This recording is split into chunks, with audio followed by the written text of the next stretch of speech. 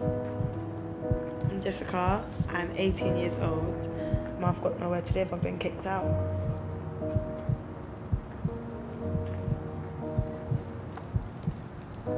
Basically, I had an argument with my mum and she kicked me out.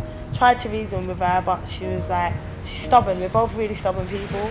So I just went to the council and told them I was homeless. I was 16.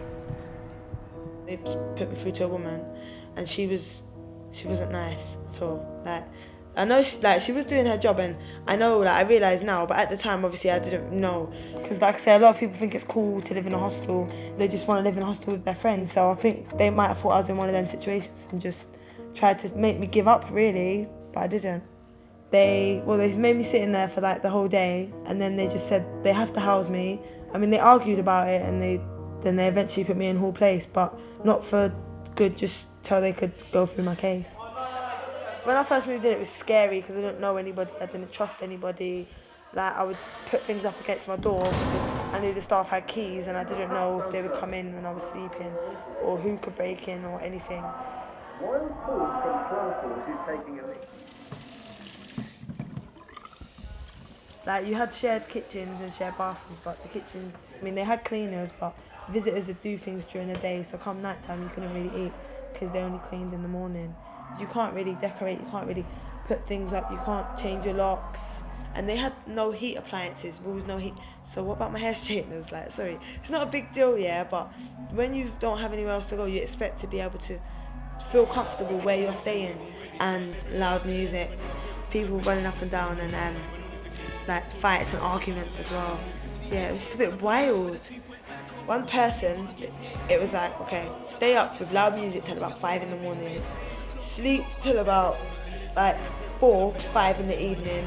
There was nothing for them to do, really. Because there ain't really enough money all the time to go back to that little box room. It felt like a prison in there. In Gosport, it's £45.50 a week. Out of that, you got to pay like £10 rent, food for the week, travel if you don't get free travel. Once you've done all that, if you smoke and drink, then you're absolutely good because you really can't afford that. So it's like, a lot of people think it's cool, think it's great. I can have my friends on, I can be free, no curfew, do my own thing, but it's nowhere near as fun as people seem to think it is. One woman, Elaine Tomlin, I think if I didn't have her, and a lot of people in the whole place didn't have her, then it would have been a lot harder.